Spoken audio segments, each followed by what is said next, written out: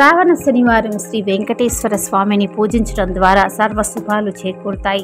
శని దోష నివారణ జరుగుతుంది. శ్రావణ శనివారం ఉదయం పూట 5:30 లేదా సాయంత్రం 5:30 లోపు పిండి దీపం వెలిగించడం ద్వారా సర్వశుభాలు చేకూరుతాయి. ఈతి బాధలు తొలగిపోతాయి. అనుకున్న కార్యాల్లో విజయం తథ్యం. ఉన్నత అవకాశాలు, పదవులు వరిస్తాయి. ఏలినాటి శని దోషం తొలగిపోతుంది. సర్వాభిష్టాలు చేకూరుతాయి. కార్యానుకూలత లభిస్తుంది.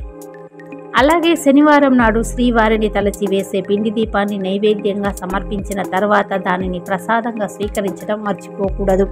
శ్రీ వెంకటేశ్వర స్వామి కొలువై ఉన్న తిరుమల తిరుపతిని ఇలా వైకుంఠంగా భావిస్తారు. ఎంతోమంది భక్తులు ప్రతిరోజు ఇక్కడికి చేరుకొని శ్రీవారిని దర్శించుకుంటారు. అయితే శ్రీ వెంకటేశ్వర స్వామికి ప్రీతికరమైన శనివారం రోజున భక్తి శ్రద్ధలతో పూజించడం వల్ల శుభ ఫలితాలు కలుగుతాయి.